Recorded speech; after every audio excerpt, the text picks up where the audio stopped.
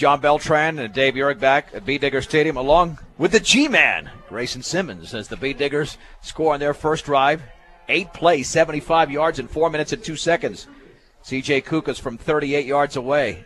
We're giving Grayson some fame here during this broadcast. And what do you think, Dave? I mean, 14 plays all on the ground so far as the Beet Diggers and C.J. Kukas will kick it off. A low line drive kick that's fielded at the 13-yard line. That looks like Burgess, and it is running left. He's got a seam across the 30 to the 35 before the tackle was made by Bruce Melendez, but a return of 22. But this is all about ball control so far. Yeah, absolutely, and it may boil down to which defense is able to stop the other one that one time that it takes to get a touchdown ahead. 1st and 10 for Rifle.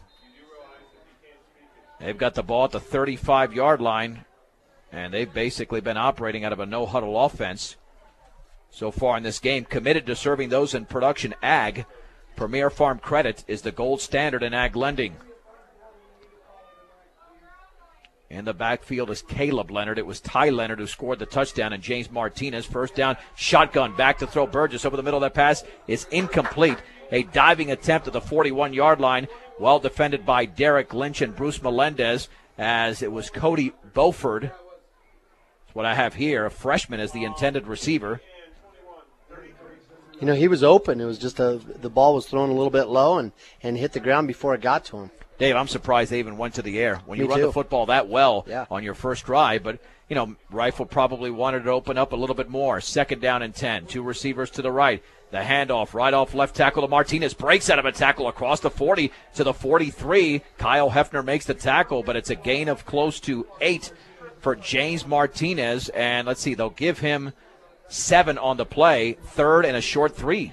No, Rifle comes out there right now. Their linemen are all standing right up there within a couple of yards of the line of scrimmage, and they're facing backwards, but they're all facing the coach over there, and he gives them a signal. Now they're already up on the line of scrimmage, and the Brush Beet Diggers don't have a lot of time to be rotating people in. 3rd down and 3. Shotgun formation. Burgess takes off with a football, running off left tackle, and he dives for the stick at around the 45-yard line. He'll pick up 3 very close. And it looks from here like he's got the first down, and he does.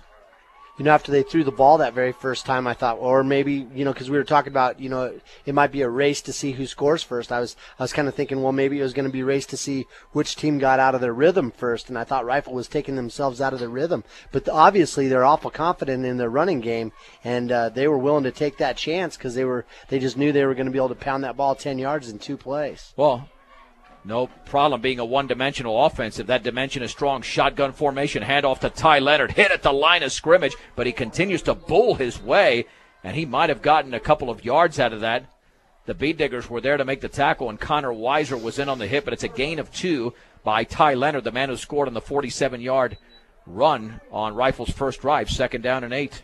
If everybody at home could imagine seeing a guy tied up right at the line of scrimmage, people have him wrapped up there, but they're all wrapped up kind of high, and then somebody dives in there and tackles him a little bit more and pushes him forward for 2 more yards. 2nd down and 8, shotgun formation once again. Rolling to his right a little bit is Burgess. He gets out of pressure, runs to the 50-yard line towards the left sideline, 45, and then he runs out of bounds.